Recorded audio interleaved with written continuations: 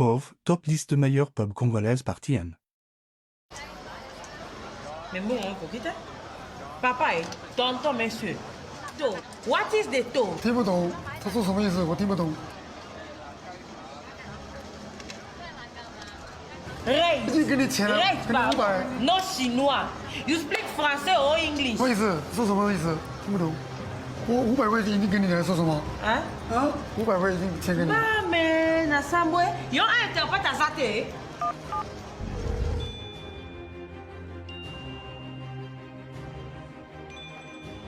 Allô? Allô? Allô? Allô?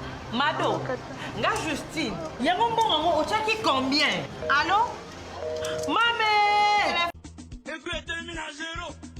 Apita Bodo azali na 7 mois et demi. Mioto azali na 13 mois.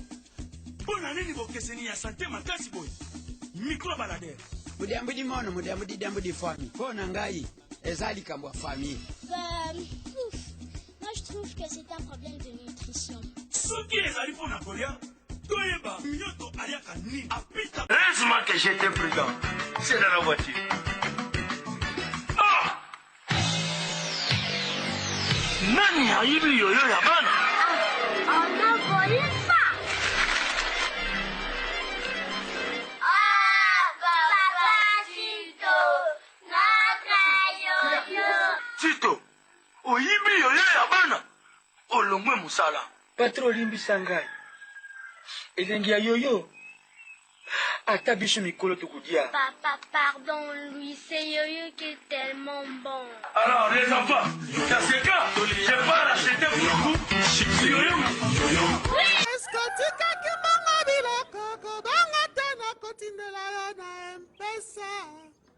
Nakenda 500 francs na yo. Hein?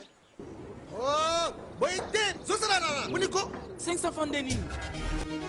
Na 500 francs ya pamba, na kosomba unité na M-Pesa. Na 500 francs ya pamba, 100% de bonus na kosomba. Na 500 francs ya pamba, na kosomba unité na M-Pesa. Na 500 francs ya pamba.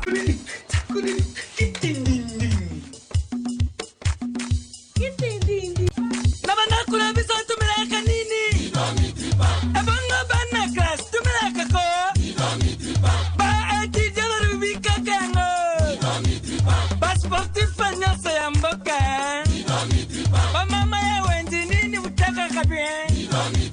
Bongo ba shaye, bongo ba kopera. Ba wewe ba tofa tumeleka ko? Ba mapinga biso be me akanita. Na babiro na bisanto me akape. Basta sakate ya sisi.